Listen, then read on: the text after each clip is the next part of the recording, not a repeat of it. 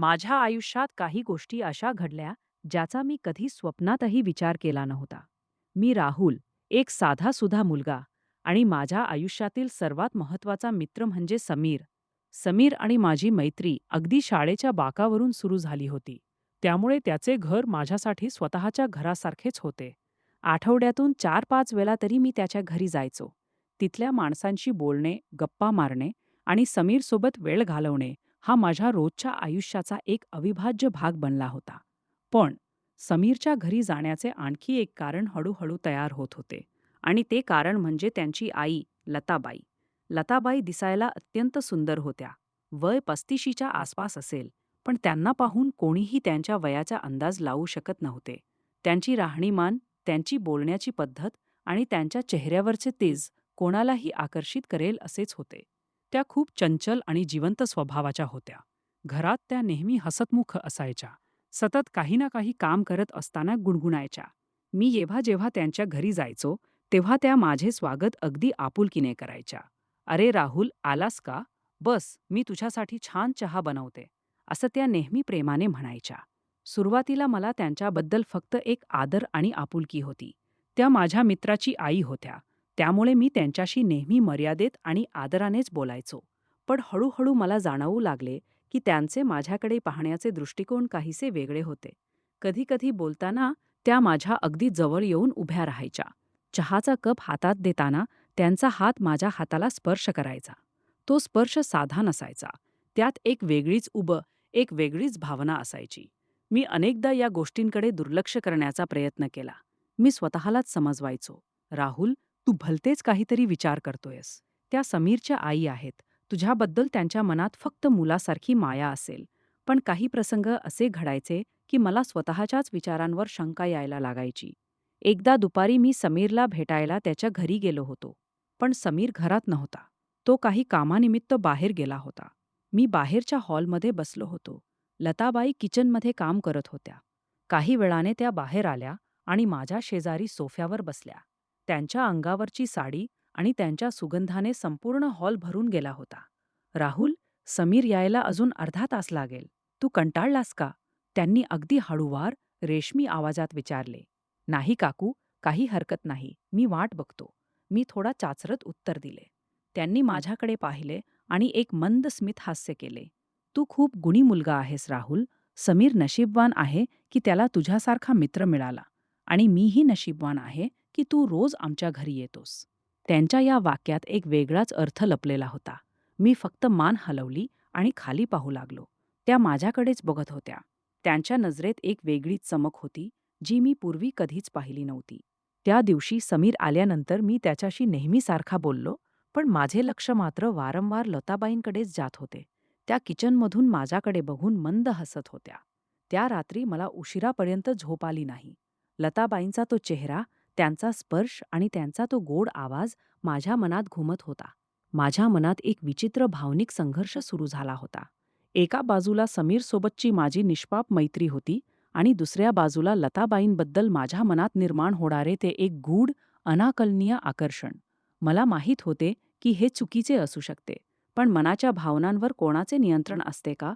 दिवस जात होते तसतसे लताबाईंचे वागणे अधिकच मोकळे होत गेले. जेव्हा समीर घरात नसायचा, तेव्हा त्या माझ्याशी अधिक वेळ गप्पा मारायच्या.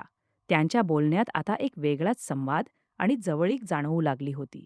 त्या त्यांच्या वैयक्तिक आयुष्याबद्दल, त्यांच्या मनातील एकटेपणाबद्दल माझ्याशी मोकळेपणाने बोलू लागल्या होत्या. "राहुल, घरात सगळे असतात, पण तरीही मला कधीकधी खूप एकटे वाटते," एका संध्याकाळी त्या मला म्हणाल्या होत्या. त्यांच्या डोळ्यात एक अनामिक हुरहुर होती. "काकू, तुम्ही असं का म्हणता?" मी सहानुभूतीने विचारले. "तुला नाही समजणार राहुल. काही गोष्टी समजण्यासाठी मन तितकंच संवेदनशील असावं लागतं, जसं तुझं आहे." त्यांनी माझा हात आपल्या हातात घेत म्हटले. त्यांच्या त्या स्पर्शाने माझ्या अंगावर एक वेगळाच काटा आला. मनात भीती होती, पण त्याच वेळी एक शांत समाधानही जाणवत होते. लताबाईंची ही चंचल बाजू मला एका वेगळ्याच जगात घेऊन जात होती. मला समजून चुकले होते की आता आपल्या दोघांमधील हे नाते फक्त एका मित्राच्या आईचे उरलेले नाही. यात काहीतरी मोठे आणि भावूक वादळ शमत होते. आणि मग तो दिवस आला, ज्या दिवसाने माझ्या विचारांना पूर्णपणे बदलून टाकले. तो शनिवारचा दिवस होता. समीरने मला फोन करून त्याच्या घरी बोलावलं होतं. मी नेहमीप्रमाणे त्याच्या घरी पोहोचलो. आम्ही दोघे हॉलमध्ये बसून गप्पा मारत होतो. तितक्यात लताबाई तिथून निघाल्या. त्यांनी छानशी सुती साडी नेसली होती, केस मोकळे सोडले होते. चहा करू का दोघांसाठी? त्यांनी गोड आवाजात विचारलं. हो आई, प्लीज, समीर म्हणाला. त्या किचनमध्ये गेल्या. थोड्या वेळाने अचानक समीरचा फोन वाजला. त्याच्या एका मित्राला काही तातडीची मदत हवी होती. राहुल, मला अर्ध्या तासासाठी बाहेर जावं लागतंय. आई आहे घरी, तू बस तोपर्यंत, मी लगेच येतो. समीर घाईघाईत म्हणाला आणि बाहेर निघून गेला. घरात आता फक्त मी आणि लताबाई होतो. अचानक वातावरणात एक कमालीची शांतता पसरली. माझे हृदय वेगाने धडधडू लागले. मी सोफ्यावर एकटाच बसून टीव्हीकडे बघण्याचे नाटक करू लागलो. काही मिनिटांतच लताबाई हातात चहाचे 2 कप घेऊन बाहेर आल्या. त्यांनी समीर तिथे नाही हे पाहिलं. समीर कुठे गेला राहुल? त्यांनी विचारलं. तो 5-10 मिनिटांत येतो म्हणाला. मी खाली बघत उत्तर दिले. त्यांनी चहाचा कप बाजूला ठेवला. त्या दूर न बसता थेट माझ्या शेजारी सोफ्यावर येऊन बसल्या. मग तू आणि मी एकटेच आहोत, त्या अगदी हळू आवाजात म्हणाल्या. माझे हात थोडे थरथरत होते. राहुल, तू माझ्यासमोर असा घाबरल्यासारखा का बसतोस नेहमी? मी तुला एवढी भीतीदायक वाटते का? त्यांनी माझा थरथरणारा हात आपल्या हातात घेतला. नाही काकू, तसं काही नाही, मी श्वास रोखून धरत म्हणालो. मग काकू का म्हणतोस? लता म्हणणं, कमीत कमी जेव्हा आपण दोघे एकटे असतो तेव्हा. त्यांनी माझ्या डोळ्यात थेट पाहिले. त्यांच्या डोळ्यात एक तीव्र भावना आणि आकुलकी दिसत होती. त्या हळूहळू माझ्या अधिक जवळ आल्या. त्यांनी त्यांचा हात माझ्या खांद्यावर ठेवला. लताबाई, हे योग्य नाही, समीर येईल. मी स्वतःला सावरण्याचा प्रयत्न करत अडखळत म्हणालो. समीर एवढ्यात नाही येणार राहुल. आणि मला सांग, तुझे मन खरोखरच या नात्याला नाकारत आहे का? त्यांनी अगदी माझ्याजवळ येऊन विचारले. त्यांचा श्वास आणि त्यांचा सहवास माझ्या मनातील सर्व भीती पार वितळवून टाकत होता. त्यांनी हळूच माझा हात धरला आणि मला उठवले. त्यांनी मला बेडरूमच्या दिशेने नेले. काकू, मी थांबण्याचा एक शेवटचा प्रयत्न केला, पण त्यांनी मागे वळून माझ्याकडे पाहिले. त्यांच्या डोळ्यात कोणतीही सक्ती नव्हती, तर एक अतिशय तीव्र, भावूक विनवणी होती. राहुल, आज माझ्या मनाला थोडा आधार हवा आहे. मला तुझी गरज आहे, त्या अत्यंत आर्ततेने म्हणाल्या. त्यांनी बेडरूमचा दरवाजा हळूच बंद केला. बेडरूमचा दरवाजा बंद होताच घरातील शांतता अधिकच गढूळ झाली. खोलीत खिडकीतून येणारा मंद प्रकाश पसरला होता. मी स्तब्ध उभा होतो. माझ्या मनात विचारांचे वादळ चालू होते. एकीकडे समाज आणि दुसरीकडे एका एकट्या मनाची भावना. लताबाईंनी माझ्याकडे पाहिले. त्या हळूवार पावलांनी माझ्या जवळ आल्या. त्यांनी माझे दोन्ही हात आपल्या हातात घेतले. राहुल, तू अजूनही विचार करतोयस का? लताबाई, मला फक्त भविष्याची भीती वाटतेय. मी प्रामाणिकपणे माझे मन मोकळे केले. त्यांनी मंद स्मित केले. भीती कशाची राहुल? इथे आपण 2 माणसे म्हणून उभे आहोत. हे कोणतेही पाप नाही. ही फक्त 2 मनांना एकमेकांची मिळालेली साथ आहे. एक भावना आहे, जी मी आजवर मनात दाबून ठेवली होती.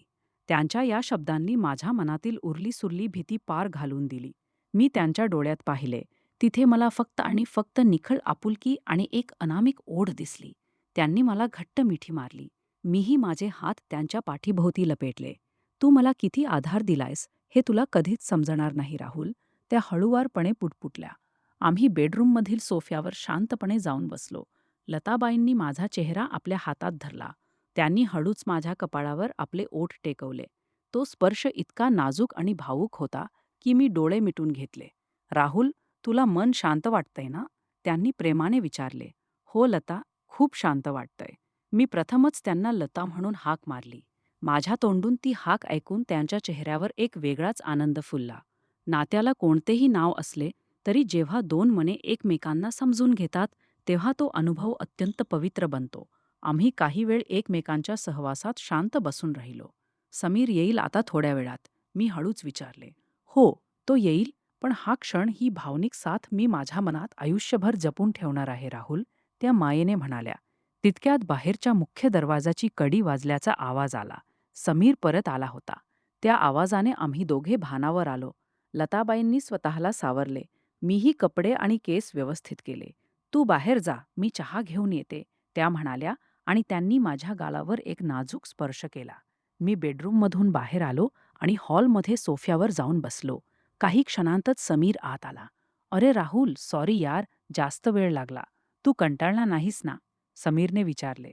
नाही रे, मुळीच नाही. मी बसलोच होतो. मी शक्य तितक्या सामान्य आवाजात उत्तर दिले. तितक्यात लताबाई हातात चहाचे कप घेऊन बाहेर आल्या. त्यांनी चहाचा कप मला दिला. देताना त्यांनी अगदी हळूच माझ्या हाताला स्पर्श केला आणि माझ्या डोळ्यात पाहिले. त्या नजरेत एक गुपित दडले होते. एक असे गुपित जे फक्त आमच्या दोघांच्याच मनात जतन राहणार होते. "घे राहुल, चहा घे. आज जरा वेगळा बनवला आहे." त्या मंद हसत म्हणाल्या. "हो काकू, नक्कीच." मी हसून चहाचा घोट घेतला. त्या दिवशी संध्याकाळी मी जेव्हा घरी परतलो, तेव्हा माझे मन एका वेगळ्याच विचारात गुंतले होते. आयुष्यात कधी-कधी अशा अनपेक्षित गोष्टी घडतात, ज्या आपल्याला नात्यांचे एक नवीन आणि वेगळे रूप दाखवतात. लताबाई आणि माझ्यामधील ते नाते कोणत्याही पारंपरिक चौकटीत बसणारे नव्हते, पण त्यात एक निखळ भावनिक ओढ आणि एकमेकांबद्दलचा आदर होता. त्यानंतरच्या दिवसांतही मी नेहमीप्रमाणे समीरच्या घरी जात राहिलो. समीरसाठी मी अजूनही त्याचा तोच जुना मित्र होतो, पण लताबाईंसाठी मी त्यांच्या आयुष्यातील तो सुंदर क्षण होतो, ज्याने त्यांच्या एकटेपणाला प्रेमाची ऊब दिली होती. आम्ही दोघांनीही त्या नात्याची मर्यादा ओळखली होती. समाजात आम्ही तसेच मित्र आणि मित्राची आई राहिलो, पण जेव्हा जेव्हा आमची नजर एकमेकांना भिडायची, तेव्हा त्या मौन नजरेत एक सुंदर आठवण कायम जिवंत असायची.